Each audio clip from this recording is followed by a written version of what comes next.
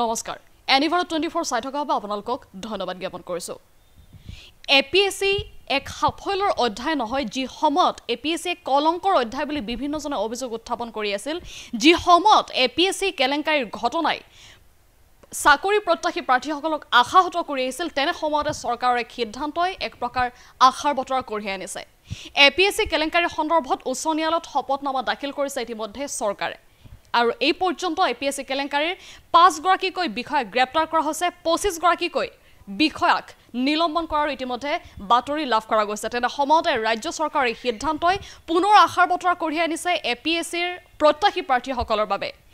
ৰাকেশ পাল বাহিনীৰ দিনৰ সময়তে বক্ৰপথৰে যিসকলে এপিএসসিৰ নিযুক্তি লাভ কৰিছিল সেই প্ৰাৰ্থীসকল সেই ৰাজপত্ৰিত বিষয়াসকলৰ বিৰুদ্ধে ব্যৱস্থা গ্ৰহণ কৰা হৈছে আৰু এই সময়ত এক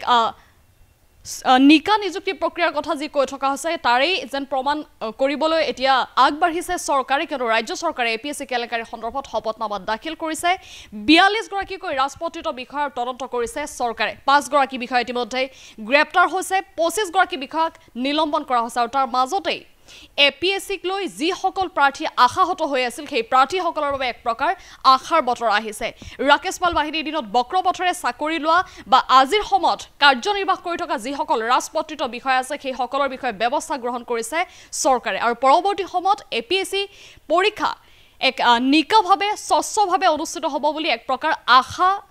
ঘোষণা কৰিছে বা আশা দিছে চৰকাৰে কিয়নো এই শপতনামা দাখিল কৰা হৈছে উচ্চ ন্যায়ালয়ত ৰাজ্য চৰকাৰৰ তৰফৰ পৰা হাফপ্লেটৰ হাত দেখাবলৈ চেষ্টা কৰিম আপোনালোকক সবিশেষ তথ্য এপিএসসি কেলেংকাৰীৰ সন্দৰ্ভত আহি পৰিছে গুৰুত্বপূৰ্ণ বাতৰি এপিএসসি কেলেংকাৰীৰ তদন্তৰ ঘোষণা কৰিছে ইতিমধ্যে চৰকাৰে তাৰোপৰি গুৰুত্বপূৰ্ণ বিষয়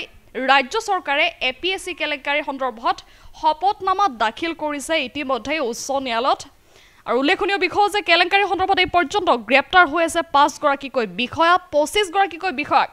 নিলম্বন কৰা হৈছে বিপ্লৱ কুমাৰ শৰ্মা আয়োগৰ প্ৰতিবেদনৰ ভিত্তিত অৱসৰপ্ৰাপ্ত ন্যায়াধীশ বিপ্লৱ কুমাৰ শৰ্মা আয়োগৰ প্ৰতিবেদনৰ ভিত্তিত এই ব্যৱস্থা গ্ৰহণ কৰিছে চৰকাৰে 42 বিষয়াৰ বিৰুদ্ধে বিভাগীয় তদন্ত কৰিছে চৰকাৰে আৰু এপিএসসি কেলেংকাৰীৰ ঘটনাৰ পাছতে যিসকল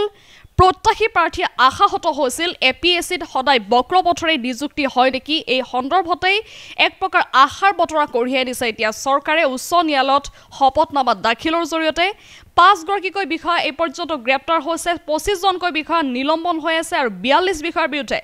বিভাগীয় তদন্ত কৰিছে চৰকাৰে আৰু সমগ্ৰ ৰাজ্যৰ এপিএসসি যি পৰীক্ষা অনুষ্ঠিত হয় সেই পৰীক্ষাৰ পৰৱৰ্তী সময়ত যিসকল প্ৰাৰ্থীয়ে তাত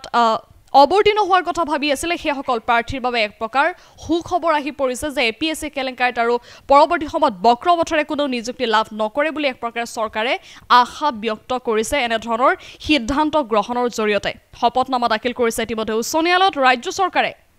বিপ্লৱ কুমাৰ শৰ্মা আয়োগৰ প্ৰতিবেদনৰ ভিত্তিত ব্যৱস্থা গ্ৰহণ কৰিছে চৰকাৰে উল্লেখনীয় বিষয় পুনৰবাৰ জনাই আছো কেলেংকাৰীৰ সন্দৰ্ভত এই পৰ্যন্ত গ্ৰেপ্তাৰ হৈছে 5 গৰাকীকৈ বিষয়া নিলম্বন হৈছে 25 জনকৈ বিষয়া 42 বিষয়াৰ বিৰুদ্ধে বিভাগীয় তদন্ত কৰিছে চৰকাৰে সকলো এপিএসসি প্ৰত্যাশী প্ৰাৰ্থীৰ বাবে সুখবৰ উচ্চ ন্যায়ালয়ত এপিএসসি কেলেংকাৰীৰ সন্দৰ্ভত ৰাজ্য চৰকাৰে শপতনামা দাখিল কৰিছে আৰু এই তদন্ত ক্ষীপ্ৰতৰ হ'ব বুলি চৰকাৰৰ তৰফৰ পৰা ইতিমধ্যে জনোৱা হৈছে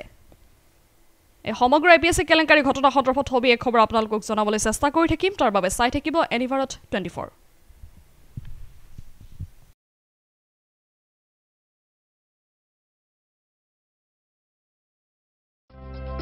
আপুনি ঔষধ বিচাৰি হাবাথুৰি খাইছে নেকি যদি খাইছে তেন্তে এতিয়াৰে পৰা আৰু চিন্তাৰ কাৰণ নাই কিয়নো আপুনি বিচৰা ধৰণৰ সকলো ঔষধ উপলব্ধ থাকিব নমন মেডিকছত অধিক পৰিমাণৰ ঔষধ ক্ৰয় কৰিলে আপুনি পাব 10% ৰেহাই কিছু দিনৰ পাছত নমন মেডিকছত উপলব্ধ হ'ব সকলো বিভাগৰ অভিজ্ঞ চিকিৎসক গতিকে দেৰি কিয় কৰিছে আমাৰ ঠিকনা গণেশগুৰি স্বৰ্গীয় খগেন মহন্ত পথ দিছপুৰ পলিক্লিনিকৰ বিপৰীতে